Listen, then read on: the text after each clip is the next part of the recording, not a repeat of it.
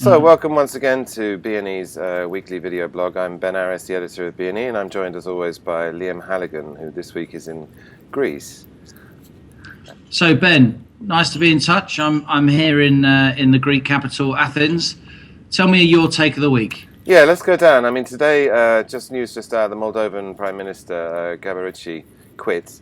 Apparently he was, his university degrees were falsified. And of course, this is part of the wider problem they have with $1 billion that was stolen from the country. Also this week, Macedonia, there were four-way political talks hosted by the EU, which unfortunately failed and leave that country in chaos. It's not looking good for the Balkans. There was a report out by the World Bank saying that Eurasia is probably going to see its worst year of growth this year, but recover in the next 2 years. And of course in Turkey there's the aftermath from those shocking election results. So now we're into this sort of 45 days hiatus where they're trying to form a coalition.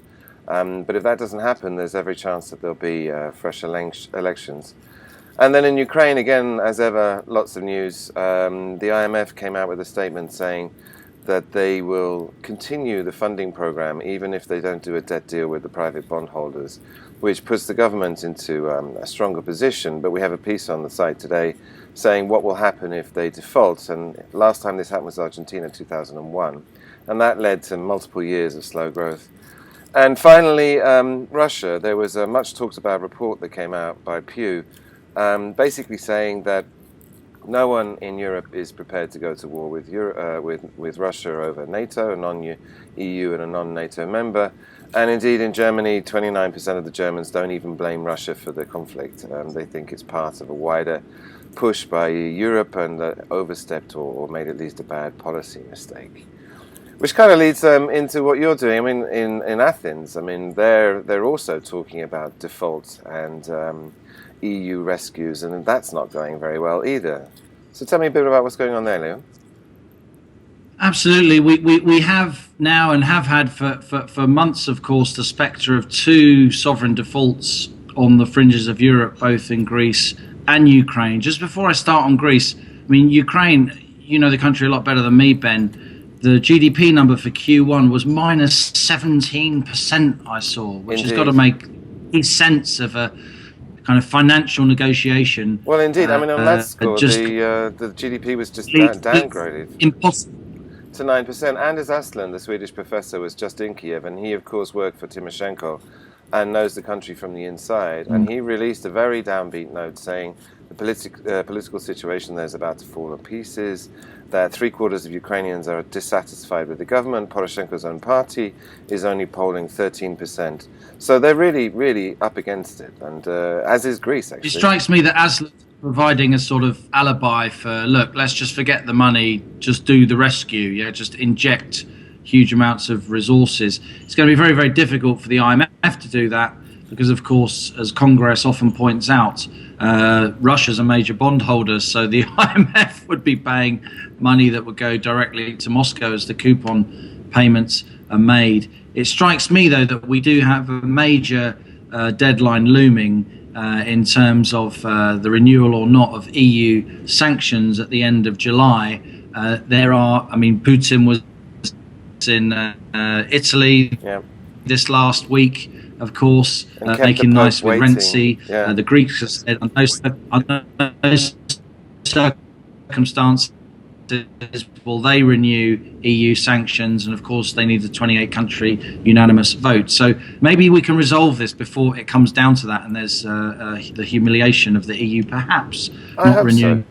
I mean, it seems to me in this piece we did on sentiment turning that there's a sort of note of pragmatic realism. Which of course brings us to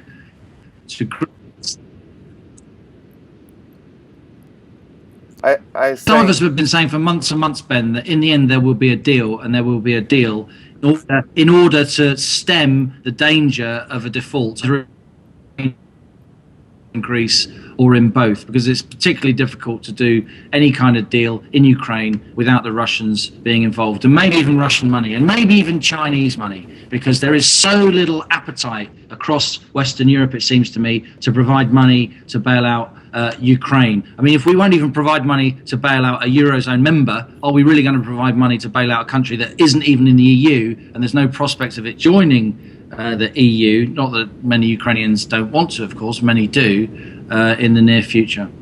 Well, this is the thing, I think, going into this. I mean, the IMF comments about bailing out Ukraine. I mean, if that happens and they do default on their private bond holders, then Ukraine could cut itself off permanently, or at least for several years, from the international credit markets, which means that it becomes basically, an orphan of the IMF, and that it will rely entirely on the IMF for funding going forward. Now, having said that, there are some early signs of green shoots appearing. The tax collection, in particular, has gone soaring up, and so Natalie Jaresko, the finance minister, seems to be doing her job. She's running that part of the economy efficiently. But having said that, the whole political situation is fraught, and Poroshenko himself was saying people need to see some sort of benefits, and they haven't seen anything yet. Ukraine, I mean, in many ways, Ukraine is in equally bad shape. It doesn't have that ECB or EU oxygen mask. I mean, they're basically, a fish where the tank is broken and they're flapping around on the pavement. I mean, and Greece has had $200 billion of aid. Ukraine, going into this crisis, we estimated needed somewhere between $15, $25 billion. However, things have got sufficiently worse. Now we're talking about, the IMF's program is 45. Mark Adamanis did a piece for us saying it's closer to 75. And there's no way they're going to get anywhere near that amount of money in the short term, particularly if they cut themselves off from credit markets by defaulting. So, I mean, Well, Ukraine strategically, could it possibly be, but it is. Strategically, Ukraine is even more important than Greece. Ukraine is currently the totem of the new Cold War, to use Ed Lucas's phrase. Greece, it's less kind of in play geopolitically, even though it is. You have big pipeline politics going on in Greece, which I'll come to. But in the end, French, German, British and American banks are hugely exposed in Greece, or at least they were, and now their governments are exposed, particularly Germans and the French. And that isn't the case in Ukraine. The numbers are much, much smaller.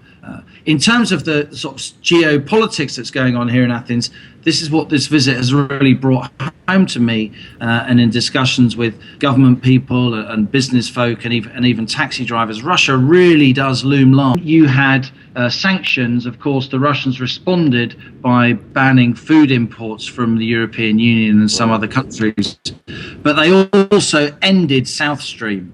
Now, South Stream was the pipeline that was going to go across the Black Sea to Bulgaria. So from Russia straight into Bulgaria, i.e. straight into a EU nation that the Western countries, frankly, can push around and tell it what to do because it's relatively poor. South Stream is no more. It was abandoned by the Russians, even though they'd started building it. And now you've got Turk Stream diverting across the Black Sea south to Turkey, outside the EU, of course, and a much, much more powerful operator controlling the Bosphorus, the Dardanelles, and just a much, much bigger economy, of course, the second biggest economy in our region. Now it's not South Stream going from Russia to Bulgaria.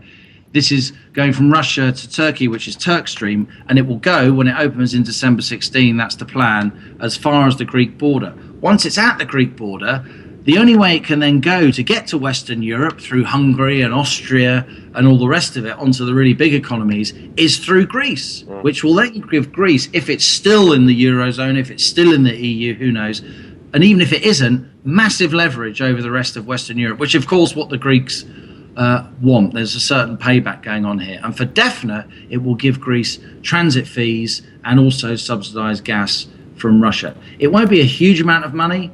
I've done a bit of the maths looking at the prospective gas flows through Turk Stream and the kind of rates that the likes of Slovakia get. And we're talking about €1 billion a year, not game changing, given that Greece has national debt of 320 billion euro. So it's not huge, but it would certainly give Greece the kind of strategic leverage that it craves after this really, really bruising experience at the hands of the IMF, the ECB, and others. Okay, well, on that note, I think we call it a day. It was good to talk to you, Liam, as ever. And please Good to see join you. us. Join us every week where me and Liam talk over the issues of the day. All the best.